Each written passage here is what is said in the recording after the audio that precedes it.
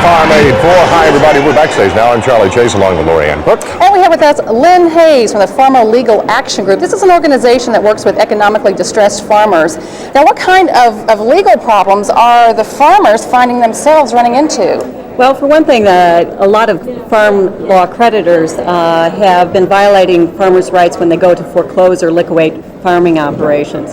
So we've been very active in the agricultural credit area. So some of the farmers have been illegally moved off of their land. Well, their creditors certainly have been trying to do that. In some cases, we've been able to prevent that. It's an ongoing problem, is what you're saying. It definitely is an ongoing problem. In fact, one of the cases that, with the help of Farm Aid funding, we have been able to handle is a lawsuit against our own federal government where they were trying to literally foreclose illegally against 80,000 farmers, and we were managed to stop 80,000 foreclosures. Well, how closely does your organization, FLAG, work with Farm Aid? Well, we receive a significant funding from Farm Aid, so they are effectively paying my salary and the salary of the other attorneys on our staff to help represent farmers and to preserve their rights and keep family farmers on the land. So I'm wondering, if it weren't for the Farm Aid funds, where would the organization be?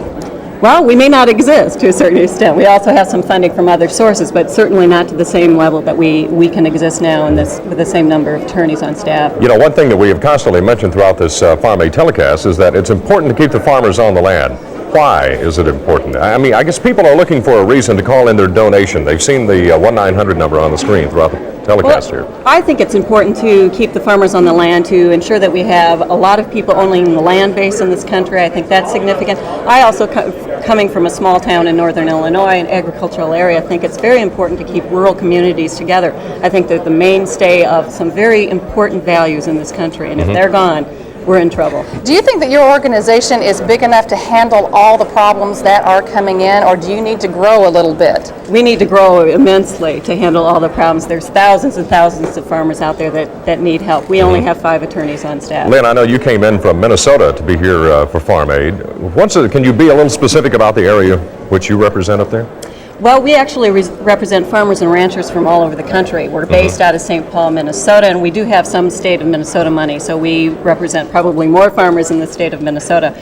But we have crossed all lines. We also travel all over the country. We've been probably in 30 different states doing trainings on legal rights for farmers and ranchers and organizations and their attorneys. Well, that's what I was going to ask, because obviously you can't personally take care of each farmer's problems, so do you spend a lot of time, I guess, training them, teaching them how to handle their own legal problems? Absolutely. In fact, one of the attorneys on our staff, Randy Roth, has authored the Farmer's Guide to the FMHA, which is the Farmers Home Administration, and we've sold over 60,000 copies of that. We've also done video trainings on how to deal with some important legal rights. As I said, we travel all over the country. We know it's an ongoing battle, signified by the 4th Farm Aid here, but do you feel that you've really made some progress? I mean, with the FLAG organization being there to be of help? Absolutely.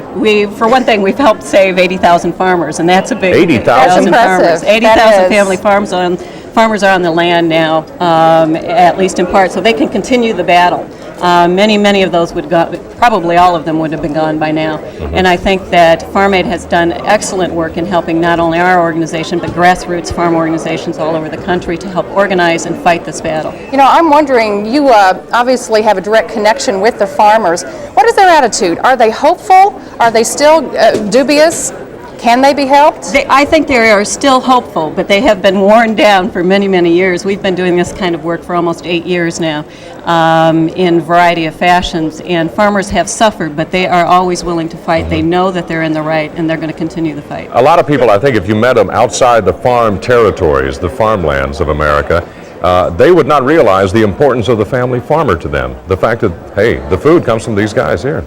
Well, I hope that we help, through this kind of an activity, educate the consumers that they are very important, and that family farmers are the ones that are going to preserve our soil, are going to take care of our land, and make sure that we still can produce the kind of food, safe, healthy food, for our children and grandchildren in the future. So we need, as a consumer, to keep the family farmers out there. Okay, thank you. That's Lynn Hayes from the Farmer Legal Action Group, doing a lot of good work. Right now we're going to Gary and Dennis in the booth.